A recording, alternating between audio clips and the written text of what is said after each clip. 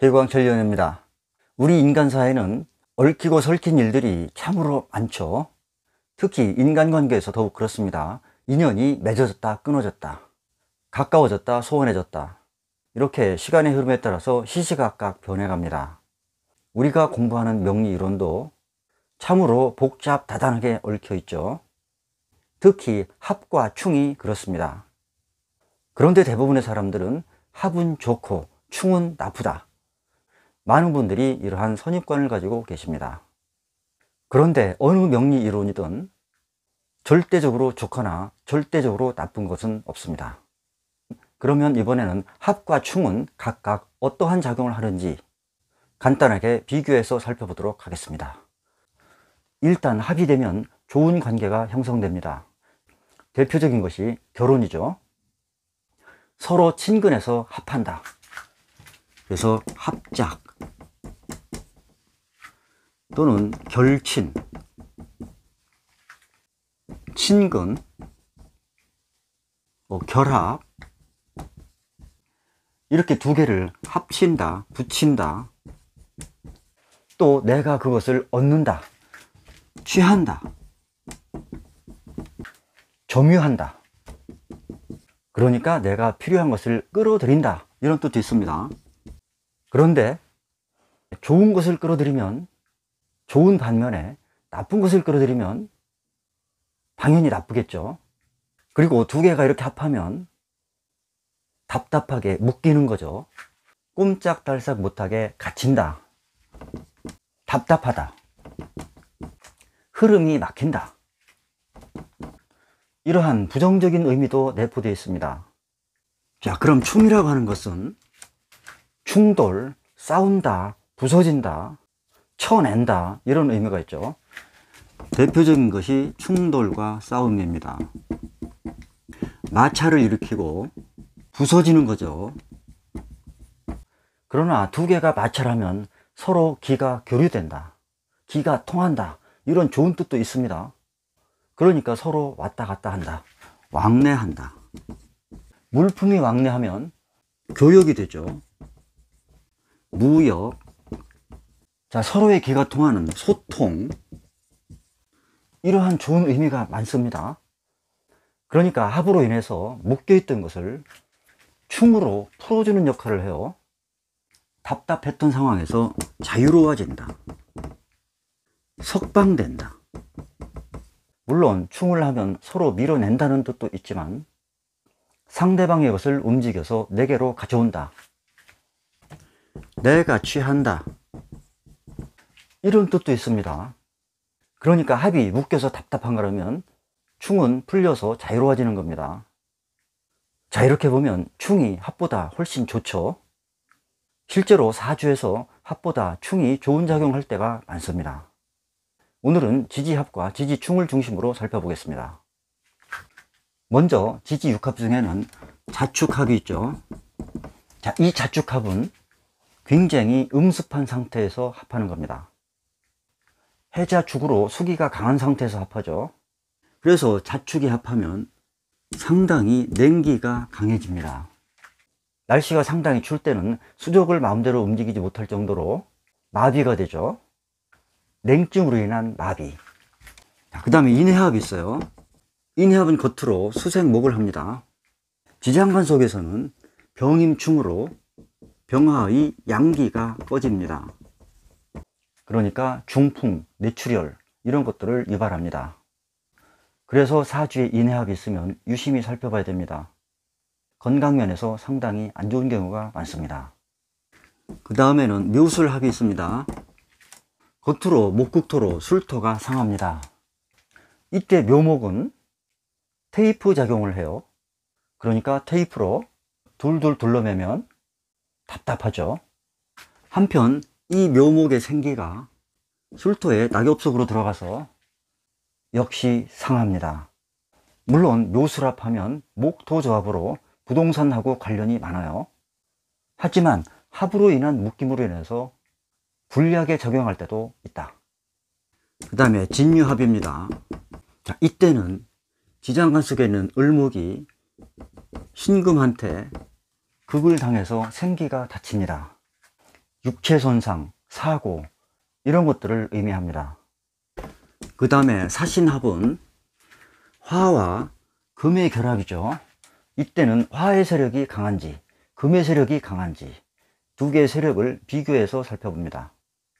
대등한 조건 하에서는 화극금으로 신금이 사화한테 다칩니다.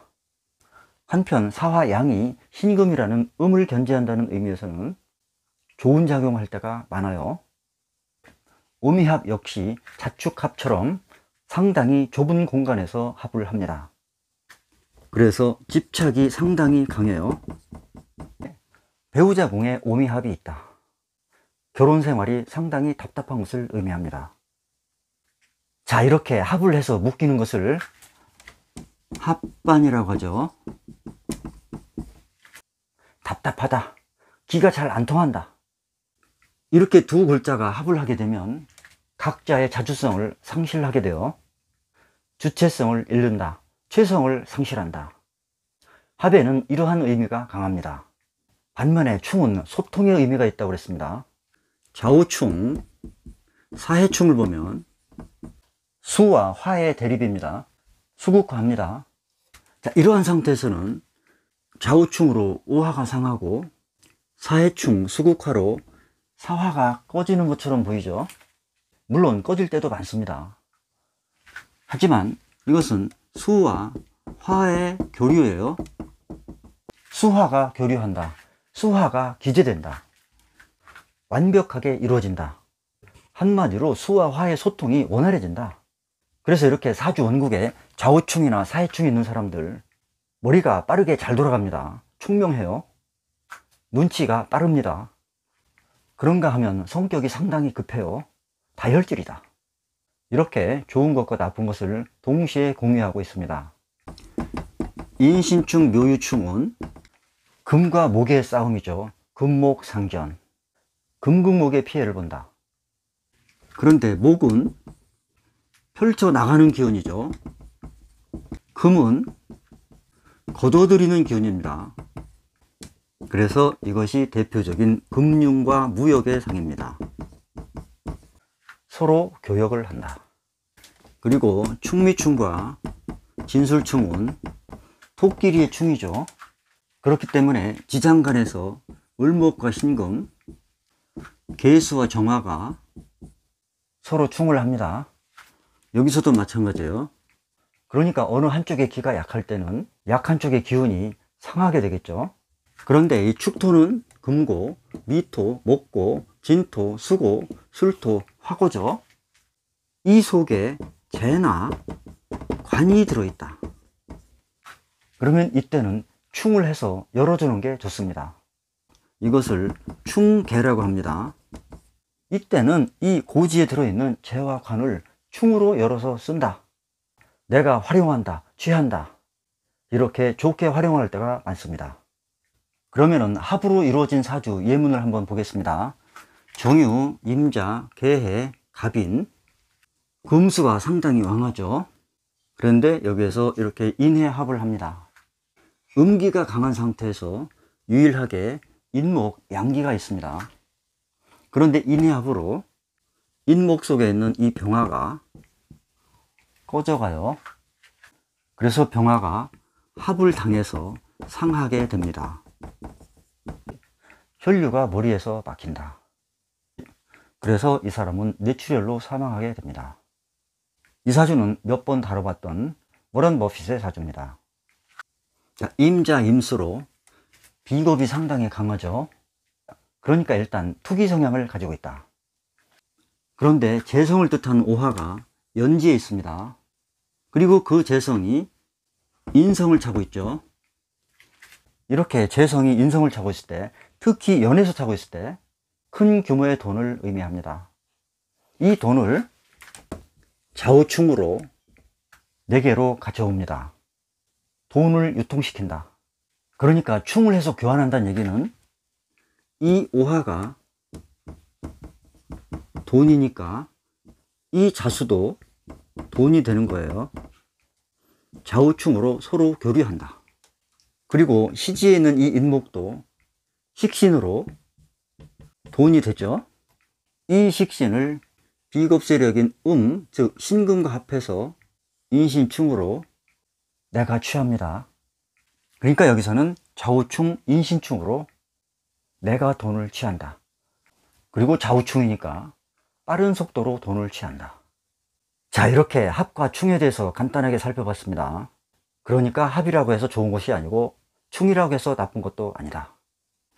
그러니까 항상 체와 용을 구분해 놓고 여기에서 합과 충이 어떻게 작용하는지를 세밀하게 분석해야 합니다. 감사합니다.